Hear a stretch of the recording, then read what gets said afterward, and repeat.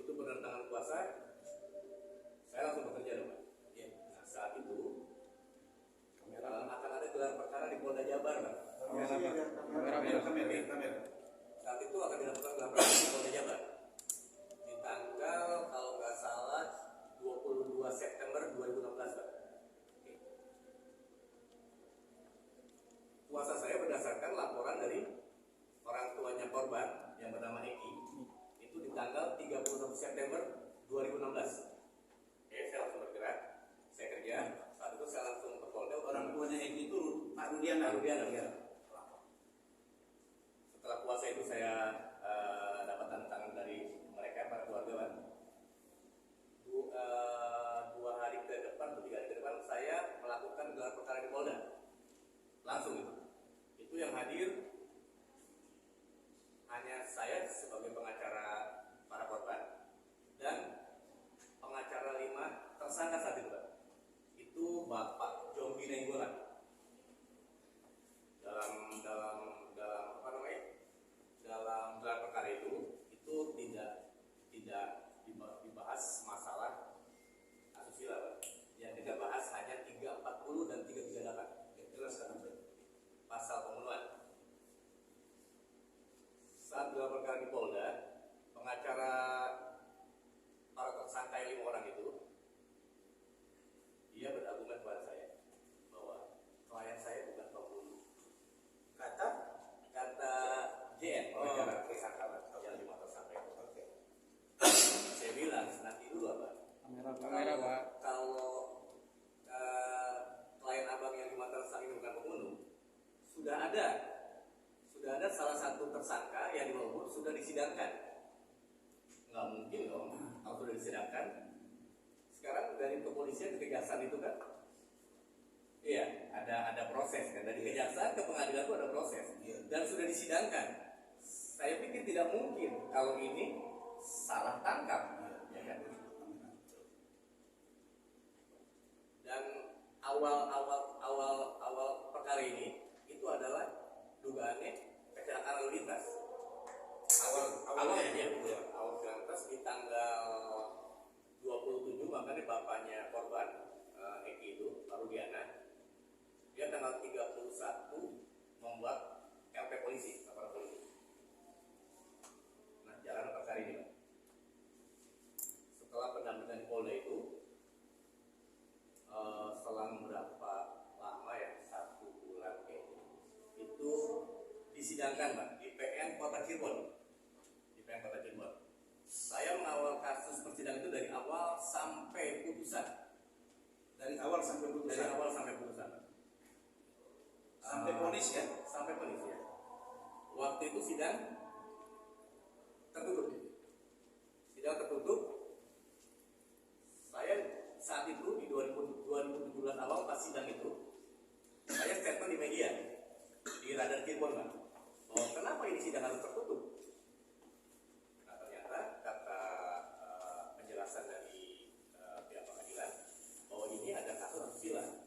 Tetapi ternyata dalam persidangan itu kasus asusila tidak dibawa dalam materi sidang. Hanya pasal 340 dan 338 pembunuhan. Itu, Pak.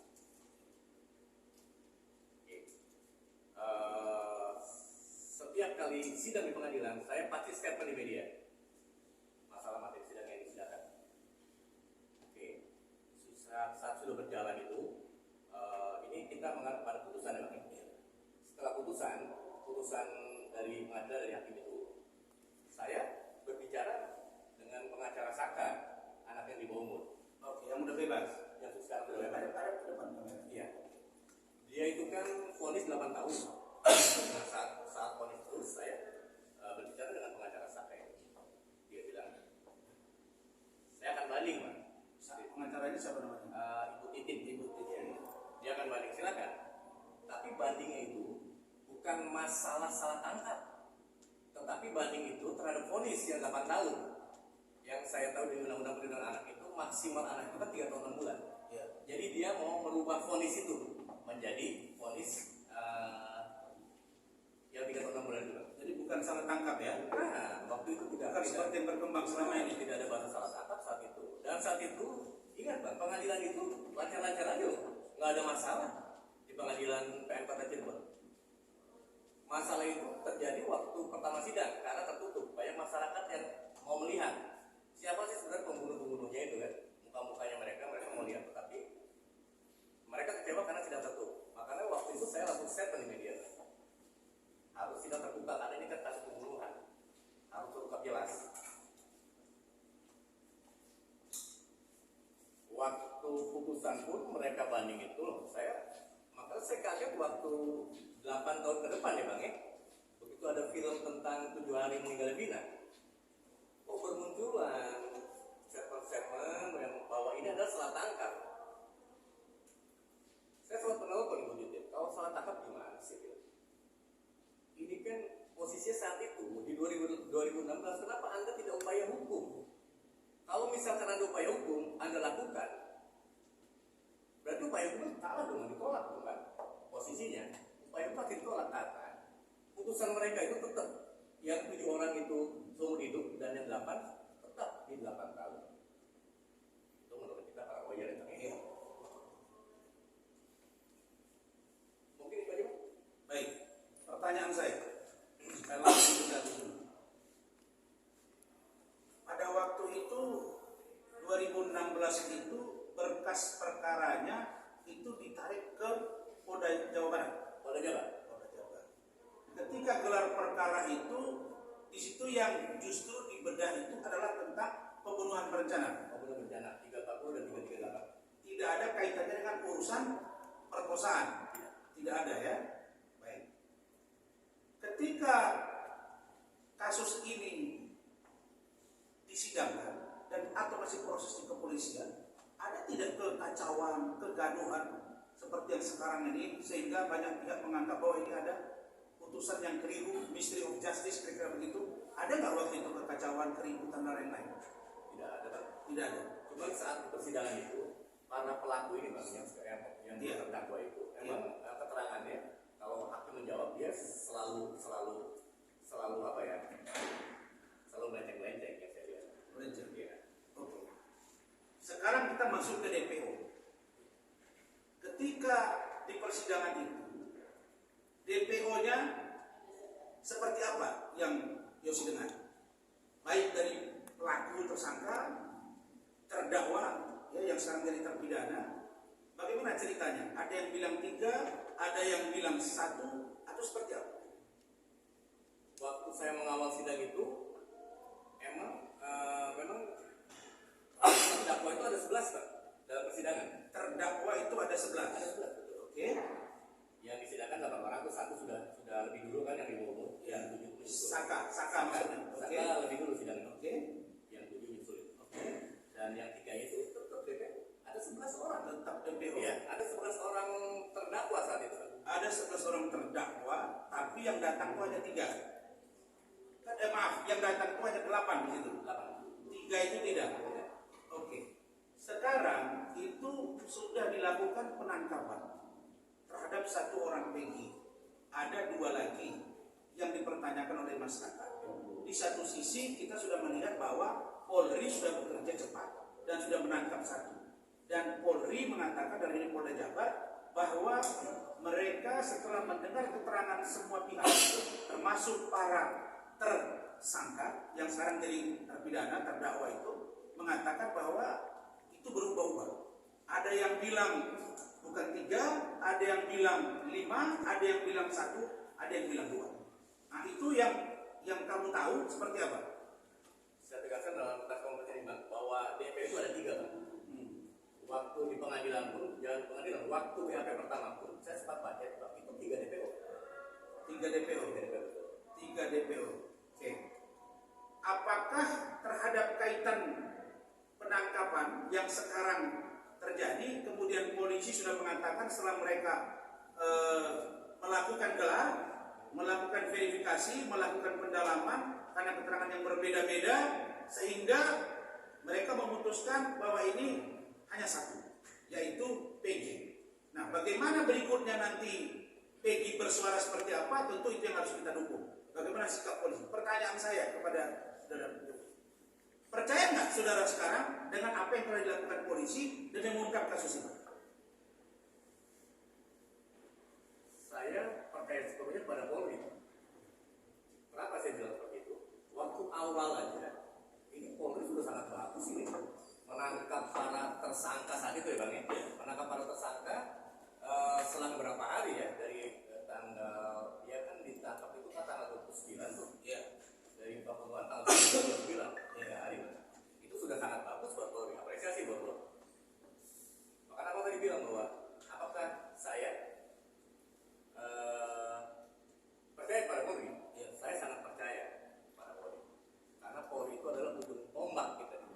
Jadi tidak ada kejanggalan ketika dilakukan proses penyelidikan sampai mereka divonis. Tidak ada sama sekali. Tidak ada sama sekali. Baik. Aman-aman. Baik. Pertanyaan saya terakhir.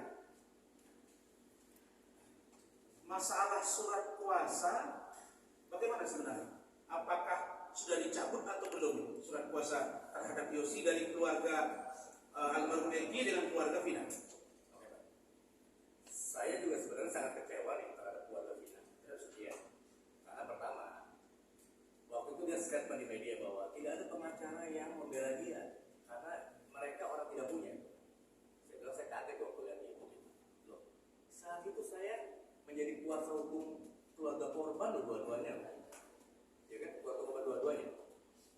Dan saya membela kasus ini tanpa pamrih Bang, untuk kemanusiaan kan.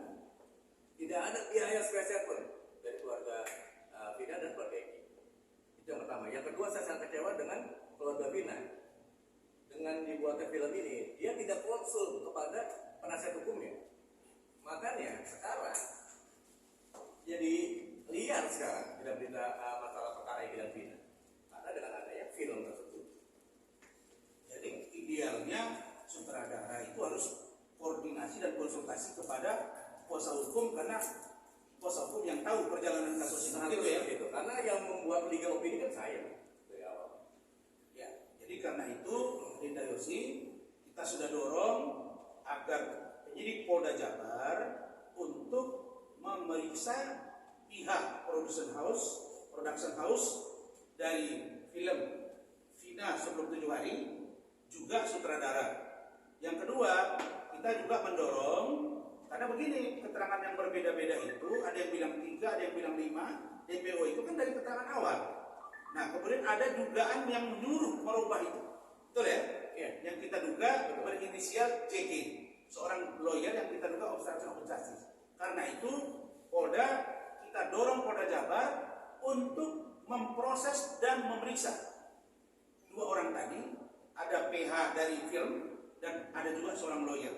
Kenapa? Supaya cerita 3 DPO ini terhenti. Kalau memang 1 clear sampai di situ. Itu baik. Itu poin pertama ya. Poin yang kedua terkait dengan banyaknya beredar informasi bahwa ini seolah-olah melibatkan anak seorang jenderal. Ada jenderal aktif, ada jenderal purnawirawan yang katanya ini orang gede di negara ini. Nah, sekarang saya jelaskan. Berdasarkan penelusuran kami bahwa Kapolres Cirebon Kota tahun 2016 pada bulan Agustus ya, itu adalah AKBP AD, V dan D. Sorry ya. Inisial A, V, Victor ya, D. Ini Kapolresnya 2016. Dan sebelum beliau menjadi Kapolres, ada seorang Kapolres juga berinisial AKBP IJ, India Jenggo. Nah, kemudian kasus ini sama sekali tidak ditangani oleh Kapolres AKBP A, V, B.